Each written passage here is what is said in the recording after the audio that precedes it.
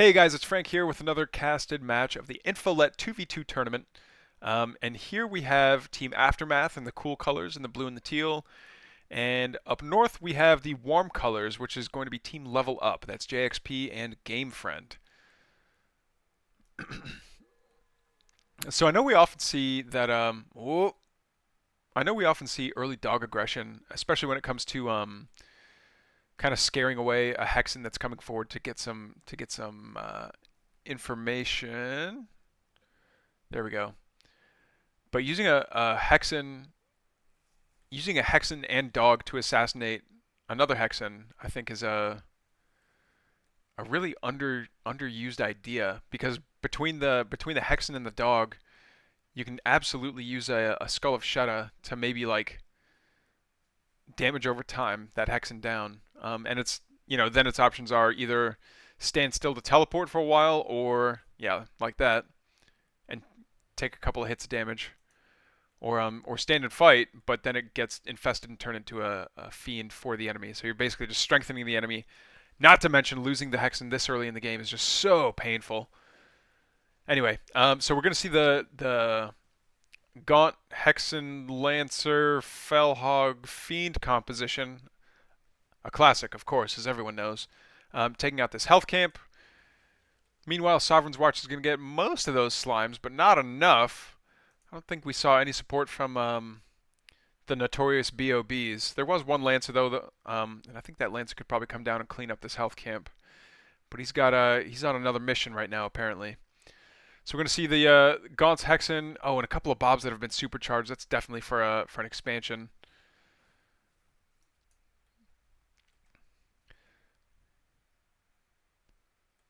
Okay, so yeah, albino basically pinging to say that he saw Guardian Nexus. Oh, Scout getting a couple of nibbles out, but the Exos are out and they don't get the dog. Good boy. I think he's gonna go straight home and get healed up. Oh no! The Lancer catches him on the way. No! Sam the Scout falls. F's in chat, guys. Okay, so we do see an Argent, a Creation Chamber, and it looks like this is going to be the main staging ground for the Celestial player. We do see another Creation Chamber here, but I think it's going to end up being... Okay, this one does get overcharged, but I want to say this one's the prime. Yeah, this one's the prime. You can tell it's got that pillar of light coming out of the top of the belly button there. Okay, meanwhile, back on the side of... are Plague Axes already done? No, they're halfway done, but they're well on their way, and I don't think that Warm Colors is going to... I don't think that Warm Colors is going to have aggression anytime soon.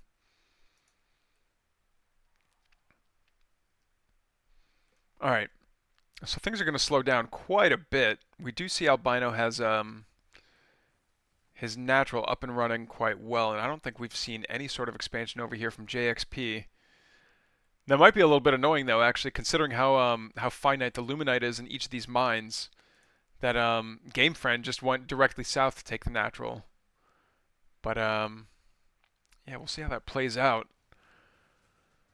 All right, Ooze drops down and gets the energy regen camp. Not that the Infernal Vanguard players need it all that much. That's something that seems more critical for a Celestial player. But they've got theirs. Each team has their own, so everything is just peachy keen. Lancer Exo augmenting this Kree and a single Argent moving on forward. I think these Kree need to not go so far forward that fast. Are they going to engage? Oh, they're going to try to catch those Exos. Oh, they get one. They get two. Beautiful catch. This Argent needs to turn around and fire, though. Okay, that was a good catch. Now, yeah, now Aftermath is on the back foot. Now they need to think of, like, how do we defend this? Because there's not that much. Well, I say that, but these Gaunts are going to do pretty well. I think the Kree just need to dodge the Brutes and go straight for the back line. We do see a Weaver out, which is interesting with such a low unit count army. Okay, the Kree are going to go straight for the back line, start ripping and tearing into these Gaunts. The Weaver also, since it's a light tagged unit, a lightly armored unit, it's going to take bonus damage from these Kree. But now all the low HP Kree are in the back line, and they're going to fuses are going to short out, and they're going to pop here pretty soon. Staying right in the middle of the Imp worker line is useful, especially because no one wants them to die while the imps are so close. Okay. At most, they just take out all the white health of an imp if they don't actually like scratch the imp at all. So the attack was successfully stopped. It wasn't as bad as I thought it would be. Oh man, two tier 3, two vet 3 exos out on the field here, and they're just sharking around. I wonder if they're gonna go capture this vision cam. There's a Kree sitting there spotting. Okay, so yeah, all the warm colors are gonna come forward, and I think they want to start taking the I think they want to start taking these camps, but I think they won't. JXP super span. Oh, he wants to deny Therium. He wants to deny the Vanguard player Therium. I think it's to prevent maybe helicarriers. I'm not sure. These exos aren't sure if they want to engage or not. So they're just gonna camp out right there. I think yeah, now they're definitely in vision range of all these structures. Gonna go for the bobs instead of the actual instead of any of the structures. Lances versus Exo and Lances versus Exo. I think this front line red Exo needs to be microed a bit just so it can live a little bit longer. One Exo gets pulled forward into the Shroud Stone. The rest of these Exos are now free to stutter step back. Oh, that was the high veterancy Exo too. Or one of them anyway. Yeah, that's rough. Okay, so now these two Weavers are just going to sit in the front line and do what? Just absorb damage. Do nothing, apparently. Another Exo gets pulled back and sniped down pretty quickly, but this Exo ball is getting quite a bit of work done. It got a couple of bobs. It took out a barracks, a habitat. Like this is not an insignificant amount of damage, especially since this seems to be like where a lot of Albino wants to build is going to be right here. We see it over here on Albino's BK Lounge, by the way. The kinetic redirection's almost done. That's going to be a huge help in case these Exos think that they can kite some Lancers. They could try, but every time they hit a Lancer, it's just going to end up doing more and more damage. The Droidicas are going to come forward, rolling around and spinning around and taking out the Fiends. And I think both sides have had enough battle for one day, and I think they're going to go home. This Exo Ball, though, keeps on wanting to be aggressive. Is he going to try and deny this Therium? Yeah, I think he is going to deny the... Not necessarily the camp, because as soon as he leaves, the Therium falls into the hands of his opponent, but just getting the resource bounty from killing off these creeps is going to be nice. And we do see a bit of a parade reinforcement here coming down to this southern rally point. Meanwhile, we see a couple of cool color fiends coming up just to have a little cheeky little scout around. Gonna see Morph Core, gonna see the Arc Ship moving out, sees a collection array. I'm gonna start pecking at it a little bit, but probably not to much effect. Oh no, more Exos is better than less Exos. Nothing, absolutely nothing was caught by that Nightfall infestation. And we do see, yeah, it's the Oreo upgrade that's getting upgraded right there. It's getting researched right there, I should say. I call it Oreo because it's the Orbital Energy Optimizer, so OREO. Yeah, so I guess Albino really wants to start using a lot more of his top bar abilities. And if nothing else, just like being able to spam out promote to any unit at all makes it a lot more valuable. Okay, this is a lot. Where are all these bobs going? I wonder if it's just a mineral line back at home or a luminite rock that's starting to run low. Kind of a passive game from all these players. I expected a lot more aggression for them to be in each other's faces, but not just yet. We don't even see a hangar bay out yet, do we? There's no hangar bay yet. And we're only up to T2 still for Albino. There's no high command. But we do see a lot of barracks, so I think this might just be because it's a bio ball composition.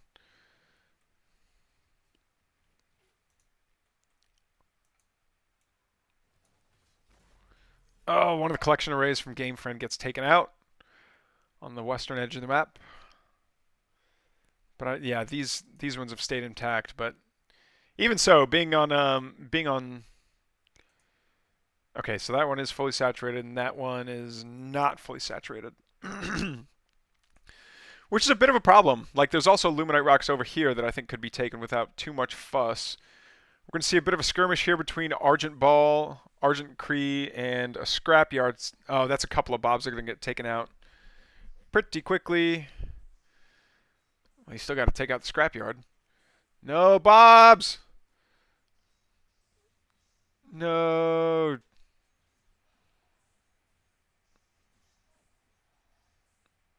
Scrapyard goes down.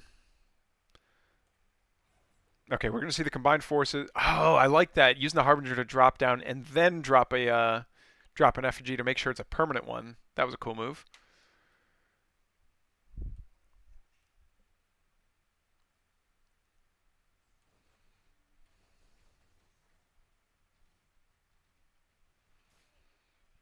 That's a lot of Exo Ball. And fighting into a choke where Vanguard can have a lot of its ranged units up and ready to go is not where you want to be. But warm colors are going to go back home, take a few stragglers out, and yeah, that'll free out cool colors to actually get out on the map. Supplies are approximately even-ish. It's really hard to tell. I hope in the future there's some kind of UI design that'll know when it's a 2v2, so that way it can like combine supplies, combine total resources, or something like that in between these two numbers. That'd be really helpful. Here we go. Now we might be seeing a bigger fight. Shadowflyers get pretty good connections, but these looks like those sides aren't going to go down. One of them gets the health fern, but the other one does get taken out eventually. Harbinger plants down just so some of these units can regenerate their white health. And yeah, Theory being really smart about it, doesn't want to fight into a choke. He says, "All right, you fight into the choke, dude." And yeah, it looks like Cool Colors is going to be kind of divided with these trees in the middle. That's super annoying, but Team Level Up is going to go back up a little bit because they don't want to take that fight either. Are these sides? They do. The sides see. Oh, they see it just as it finishes up. That's a bummer. I don't think there's anything that can be done to defend. It's just they're just going to be. The shrine's just going to be dead. Oh, Superstone does get dropped down though. That'll be nice.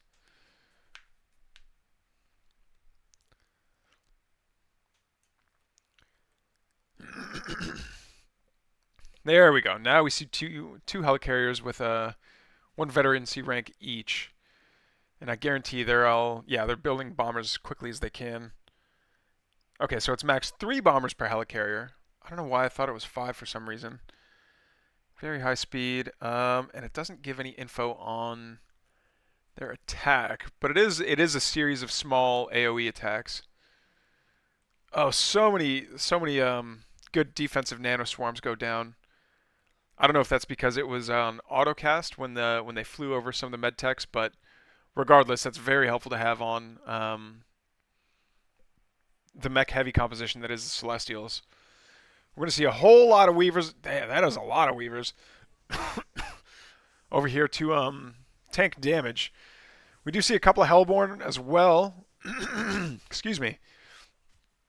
In theory, floating so much Luminite. I think he needs to spend. Yeah, and the arc from these sides is just too good. I think he either needs to teleport. Yeah, teleport every single Weaver you have and get them out of there. They're just too expensive. Why did these two not teleport?